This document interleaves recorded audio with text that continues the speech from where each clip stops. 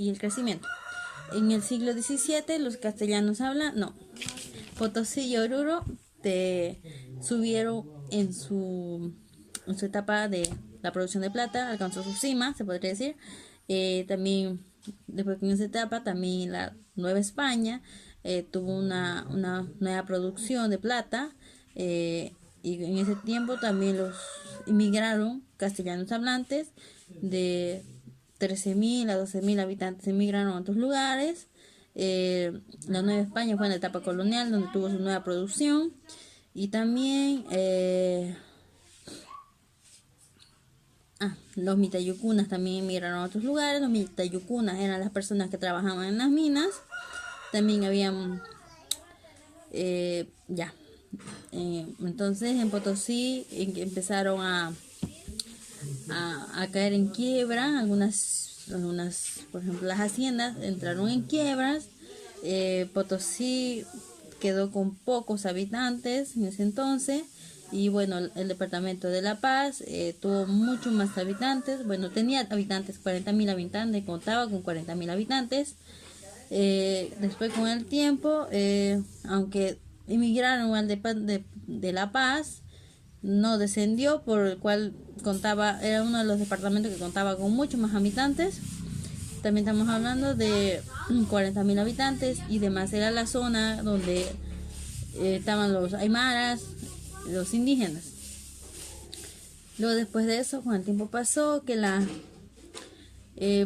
uno de los factores por el cual La Paz no decayó en sus habitantes, la economía y todo eso, fue por el motivo de que contaba con muchos habitantes, como les decía, y también estaba en medio del departamento de Potosí, Oruro y Cochabamba, en el cual se encontraba en el medio, y en el cual había la frontera de la producción, donde tenían que llevar las mercaderes a otro país, que era la España. Entonces estaba en el medio, por el cual no tuvo deceso de habitantes. Y también con el tiempo la audiencia de Charca empezó a entrar en quiebra, y entonces lo que sucede es que Perú con Argentina empezaron a interesarse en lo que es la audiencia de Charca. Entonces sucede que la nobleza decide, o sea, toma una decisión con cuál se va a quedar las audiencias de Charca, ya sea con Argentina o Buenos Aires, que era Argentina, o Cusco, que era Perú. Entonces la nobleza decide que las audiencias de Charca se quede con con Buenos Aires, en el cual Cusco quedó totalmente en bancarrota debido que ya no podría gozar con el monopolio y algunos otros factores, en el cual entró en quiebra lo que es el departamento el país de Cusco o el país de Perú. Y después con el tiempo los españoles decidieron en el año 1734 ponerle los impuestos a los indígenas. Y con el tiempo en el año 1736 deciden bajarle los impuestos de un 20% a un 10%. Y también en el Banco de Minería de San Carlos, y le hace un préstamo a ese banco. Luego, después con el tiempo, por el motivo de los impuestos que tenían, y aparte los españoles decidieron hacerle una venta forzosa a los indígenas, en el cual decidieron darle mercaderes, o sea, productos. Por ejemplo, estaba el polvo blanco en Balacara, estaba entre ellos muebles, telas, las telas finas, no me acuerdo muy bien el nombre, pero es una tela fina.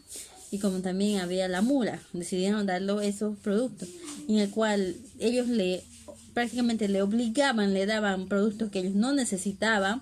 Entonces, después, pasada una semana, venían los que han vendido ese producto, venían y les venían a cobrar a los indígenas. Entonces, con esto, viendo todos estos sucesos, Tupac Katari decidió hacer un levantamiento, en el cual hicieron el levantamiento, hubo revoluciones, se unieron varias tribus de otros lugares y en ese entonces, estamos hablando del año 1786, hubo bastantes revoluciones, en el cual pasado con el tiempo, el Tupac Katari, sucede que él va a tratar de conquistar o vencer, pero al final hubo un tiempo donde hubo un enfrentamiento donde tuvo grandes revoluciones, pero igual fueron vencidos. Y también estamos hablando de el sobrino de Tupac Katari, que era Andrés. Él igual era uno de los rebelantes que se rebelaba, en el cual tuvo varias victorias, y con el tiempo él fue conquistando lo que eran pueblitos, y otros pueblitos fueron conquistándolos, y con el tiempo decide un cacique que se encontraba en el pueblito de los pueblitos que el sobrino de Tupac Katari fue conquistando, fue Sorata y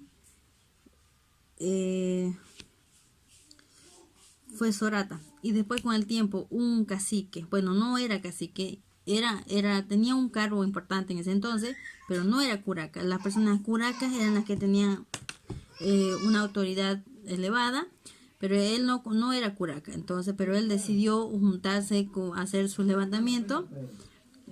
Después con el tiempo él decidió optar el nombre de Tupac Katari, porque el sobrino de Andrés, el tío de Andrés se llamaba Tupac Katari. Entonces, pero él decidió igual optar por el nombre de Tupac Katari. Juliana Paza quiso optar el nombre de Tupac Katari, entonces él se llamó como uno de los curacas, que era Tupac Katari.